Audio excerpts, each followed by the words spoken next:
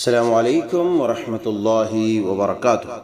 محترم احباب و اخوات، امید کہ آپ سب خیر و عافیت سے ہوں گے۔ اللہ تعالیٰ آپ سب کو شاداں و فرحاں رکھے۔ آج ہم ایک عظیم المرتبہ ہستی کا ذکر کریں گے۔ وہ ایک عظیم خاتون جنت، مہاجرات طیبات کے پہلے قافلے سے نبی کریم صلی اللہ علیہ وسلم کی نماز کا وصف بیان کرنے والی وہ عظیم خاتون جنت، جن کی تعظیم و تکریم اور ان کے شرف و فضل کے معترف امیر المومنین خلیفۃ المسلمین سیدنا حضرت عمر بن خطاب رضی اللہ تعالی عنہ تھے، اور ان کی بڑی تعظیم و تکریم کرتے تھے۔ اس عظیم خاتون کو تاریخ کی دنیا ام عبداللہ بن مسعود رضی اللہ تعالی عنہ کے نام سے یاد کرتے ہیں۔ مومنوں کی جماعت میں پاکیزہ عناصر پر مشتمل، جلیل القدر، عالی ہمت، قدیمت الاسلام، نبی کریم صلی اللہ علیہ وسلم کے گھر کے قریب رہنے والی عالمہ، فاضلہ اور دانشور خاتون۔ یہ صحابیہ ایک مشہور و معروف جلیل القدر صحابی سیدنا عبداللہ بن مسعود الحذلی رضی اللہ تعالی عنہ کی والدہ تھی۔ یہ وہ صحابی ہے جس نے رسول اللہ صلی اللہ علیہ وسلم کے بعد سب سے پہلے مکہ معظمہ میں بآواز بلند قرآن حکیم کی تلاوت کی۔ یہ اسلام میں سبقت لے جانے والے ماہر عالم صحابہ اکرام میں سے تھا، جس نے 2 ہجرتیں کی، غزوہ بدر اور دیگر معرکوں میں حصہ لیا۔ اس کی فضائل و مناقب بہت زیادہ ہیں۔ انہوں نے وافر مقدار میں علم کو دوسروں کی طرف منتقل کیا، جو بڑا ذہین و فطین، باریک بین، متقی اور پرہیزگار تھا، جسے ذہین علماء میں شمار کیا جاتا تھا، جس کا رسول اللہ صلی اللہ علیہ وسلم کے پاس کثرت سے آنا جانا تھا، جو آپ کی خدمت عالیہ میں ہمہ وقت زیادہ تر وقت گزارا کرتے تھے۔ سیدنا حضرت عبداللہ ابن مسعود رضی اللہ تعالی عنہ کی والدہ ماجدہ کا نام ام عبد بنت عبد ود بن سوا الحذلیہ تھا، جس نے سبقت لے جانے والے صحابہ سے مل کر اسلام قبول کر لیا تھا۔ یہ صحابیہ اس جلیل القدر صحابی کی والدہ ہے، جس نے اس وقت اسلام قبول کیا جب ابھی چند افراد ہی مسلمان ہوئے تھے۔ اس سلسلے میں وہ کہتے ہیں، اسلام قبول کرنے کے لحاظ سے میں اپنے آپ کو 6 نمبر پر سمجھتا ہوں۔ اس وقت روئے زمین پر ہمارے علاوہ کوئی مسلمان نہ تھا۔ سبحان اللہ۔ ام عبداللہ ان پہلی مہاجرات کے قافلے میں شامل تھی جنہوں نے خواتین اسلام کی تاریخ میں بڑے واضح اور روشن اثرات چھوڑے۔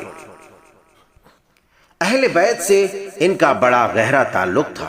ام عبداللہ اور اس کے بیٹے کا اکثر و بیشتر نبی کریم صلی اللہ علیہ وسلم کے گھر آنا جانا تھا، یہاں تک کہ انہیں اہل بیت میں سے خیال کیا جانے لگا۔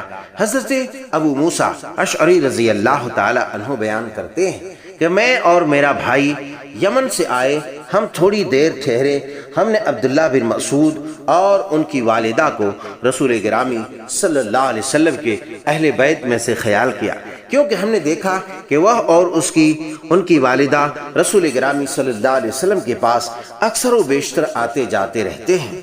ایک روایت میں آتا ہے کہ ان کا رسول اللہ صلی اللہ علیہ وسلم کے پاس کثرت سے آنا جانا ہے۔ ابو موسیٰ اشعری رضی اللہ تعالی عنہ کی گواہی حضرت سیدہ ام عبداللہ کے جہان کائنات میں شان و شوکت اور عظمت و جلال میں اضافے کا باعث ہے۔ ام عبداللہ اپنی صلاحیتوں کی بنا پر بلند مقام پر دکھائی دیتی ہیں، جس میں صدق و صفا، پاکیزگی، طہارت و تقوی اور ادب کا وافر حصہ پایا جاتا ہے۔ ان کے بیٹے کے اسلام لانے کی داستان بھی بڑی دلچسپ اور دل فریب ہے، جو ان کے حسن تربیت پر دلالت کرتی ہے اور ان سے ان کی فطانت اور امانت کی طرف واضح اشارہ ملتا ہے۔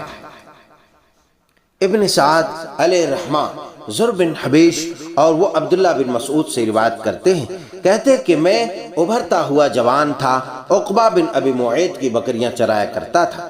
نبی کریم صلی اللہ علیہ وسلم اور حضرت ابوبکر رضی اللہ تعالی عنہ میرے پاس آئے، اور یہ سفر ہجرت کا واقعہ ہے۔ دونوں نے مجھ سے کہا، جوان تیرے پاس دودھ ہے، ہمیں پلاؤ گے؟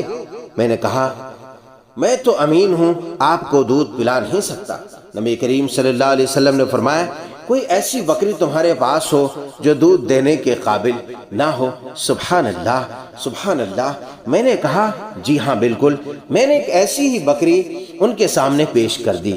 نبی کریم صلی اللہ علیہ وسلم نے اسے باندھا، اس کے حوانے کو ہاتھ لگایا اور دعا کی، جس سے حوانہ بھر گیا۔ سبحان اللہ، یہ کیسا معجزہ تھا! یقیناً یہ ایک نبی کا معجزہ تھا جو دنیا کائنات میں امام الانبیاء کے لقب سے ملقب ہوئے۔ سیدنا حضرت ابو بکر رضی اللہ تعالی عنہ نے پیالہ نما پتھر اٹھا لائے، پھر آپ نے اس میں دودھ دہا۔ آپ صلی اللہ علیہ وسلم نے دودھ پیا، پھر حضرت ابو بکر صدیق رضی اللہ تعالی عنہ نے دودھ پیا، پھر حوانے سے کہا، سکڑ جا، تو سکڑ گیا۔ میں یہ دیکھ کر انگشت بدن نہ رہ گیا۔ پھر میں آپ کے پاس حاضر ہوا، میں نے عرض کی، مجھے قرآن سکھا دیجئے۔ سبحان اللہ۔ رسول اللہ صلی اللہ علیہ وسلم نے فرمایا، تو تعلیم یافتہ نوجوان ہے۔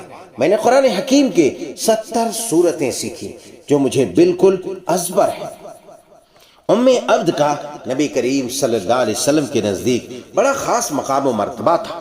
نبی کریم صلی اللہ علیہ وسلم اکثر و بیشتر سیدنا حضرت عبداللہ ابن مسعود رضی اللہ تعالی عنہ کا نام ابن ام عبد لیا کرتے تھے۔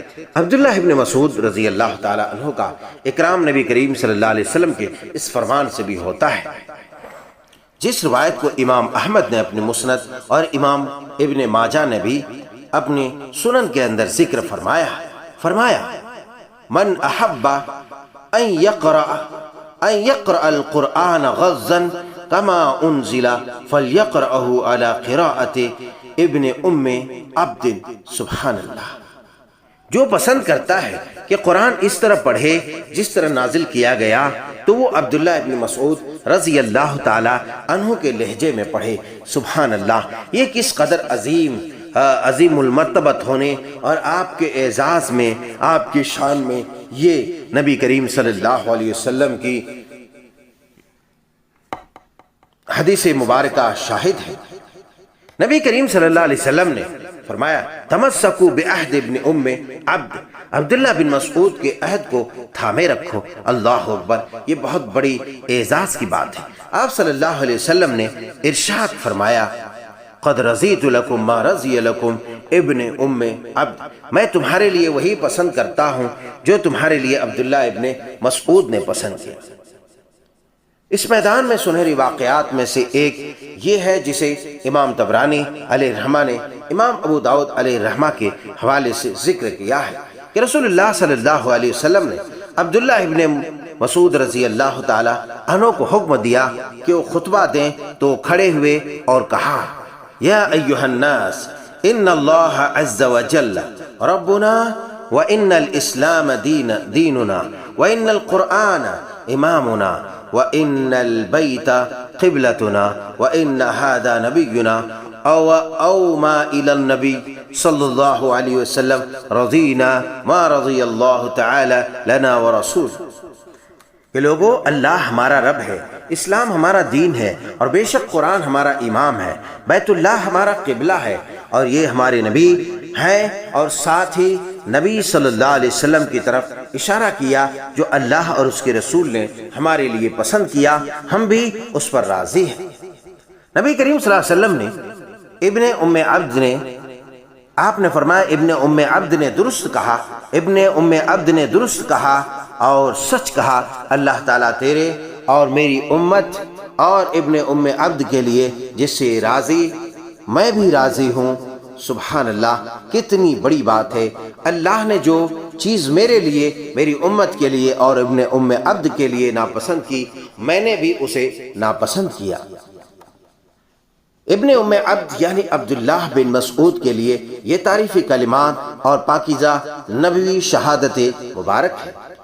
سیدنا حضرت عبداللہ ابن مسعود رضی اللہ تعالیٰ عنہ کی شدید خواہش ہوئی کہ نبی کریم صلی اللہ علیہ وسلم کی نماز وتر کی معرفت حاصل کر سکیں، اور اس کا واحد ذریعہ ان کی والدہ محترمہ تھی۔ وہ اپنی والدہ کو رسول اللہ صلی اللہ علیہ وسلم کے گھر اس لیے بھیجتے کہ وہ نماز سے وتر کا مشاہدہ کر سکیں، پھر وہ اسے آ کر یقینی خبر دے اور آپ کی نماز پڑھنے کا طریقہ اس طرح بتائے جیسے انہوں نے خود دیکھا۔ حضرت عبداللہ ابن مسعود رضی اللہ تعالیٰ عنہ اپنی والدہ سے روایت کرتے ہیں کہ انہوں نے کہا رسول اللہ صلی اللہ علیہ وسلم نے رکوع سے پہلے دعائے قنوت پڑھی۔ عبداللہ ابن مسعود رضی اللہ تعالیٰ عنہ نے اپنی والدہ کو نبی کریم صلی اللہ علیہ وسلم کے گھر بھیجا تاکہ وہ آ کر بتائے کہ عبداللہ ابن مسعود رضی اللہ تعالیٰ نبی کریم صلی اللہ علیہ وسلم کس طرح وتر کی نماز پڑھتے تھے۔ عبداللہ ابن مسعود رضی اللہ تعالیٰ عنہ اس کا تذکرہ کرتے ہوئے فرماتے ہیں کہ میں نے ایک رات اپنی والدہ کو نبی کریم صلی اللہ علیہ وسلم کے گھر بھیجا تاکہ وہ یہ دیکھے کہ آپ نماز وتر کس طرح پڑھتے ہیں۔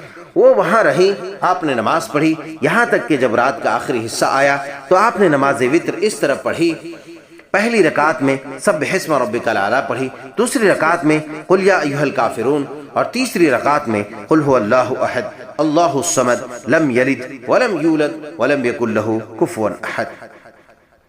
معنی یہ ہوا کہو اللہ ایک ہے، اللہ بے نیاز ہے، نہ وہ کسی کا باپ ہے اور نہ کسی کا بیٹا، اور کوئی بھی اس کا ہمسر نہیں۔ جب یہ سورت پڑھ کر فارغ ہوئے آپ نے اللہ اکبر کہا، پھر دعائے قنوت پڑھی، پھر اللہ اکبر کہا اور رکوع گیا۔ ام عبداللہ وہ بامشرف خواتین میں سے ہیں۔ ام عبد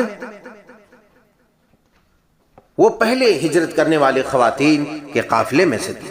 پہلے مرحلے میں ہجرت کرنے والی خواتین کا بہت بلند مقام و مرتبہ ہے، خصوصاً حضرت سیدنا عمر بن خطاب رضی اللہ تعالی عنہ نے ان میں سے ہر ایک کے لیے 2000 درہم وظیفہ مقرر کیا۔ ان خواتین میں صفیہ بنت عبد المطلب، اسماء بنت امیس، ام کلثوم بنت عقبہ، اسماء بنت ابی بکر صدیق اور ام عبداللہ بن مسعود رضی اللہ عنہن جمیع قابل ذکر ہیں۔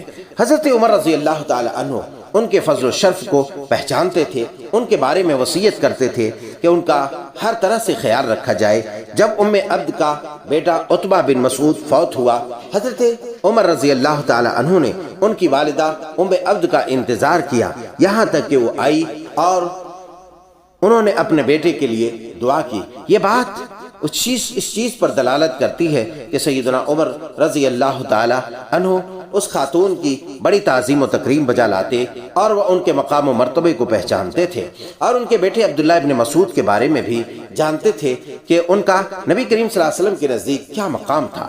آخر میں ہم یہ آپ کے گوش گزار کرنا چاہیں گے کہ عبداللہ بن مسعود رضی اللہ تعالیٰ عنہ کی والدہ ام عبد حضرت عمر رضی اللہ تعالیٰ عنہ کی خلافت تک تو زندہ رہی، آگے تک تاریخ خاموش دکھائی دیتی ہے اور ان کی وفات کے بارے میں کچھ پتہ نہیں کہ ان کی وفات کب ہوئی، لیکن تاریخ نے ان کے فضائل و مناقب بتانے میں خاموشی اختیار نہیں کی۔ اللہ ام عبد سے راضی ہوا اور انہیں سدا بہار نعمتوں سے لبریز باغات میں اعلیٰ عرفہ اور اولا درجے کے کامیاب مومنین کے ساتھ اقامت گزر کیا۔ اللہ ان سے راضی اور وہ اپنے اللہ سے راضی ہوئے۔ اللہ تعالیٰ کروڑاں کروڑ رحمت نازل فرمائے۔ عزیزان گرامی، یہ مختصر سیرت طیبہ کا باب تھا ام عبداللہ ابن مسعود رضی اللہ تعالی عنہا کا۔ امید کہ آپ کو پسند آیا ہو۔ اگر آپ کو پسند آیا تو زیادہ سے زیادہ شائع کریں، شیئر کریں اور اپنے تاثرات کا اظہار کمنٹس کے ذریعے کریں، اور فری میں آپ سبسکرائب بھی کریں۔ اللہ تعالیٰ آپ کو سلامت رکھے۔ السلام علیکم ورحمۃ اللہ وبرکاتہ۔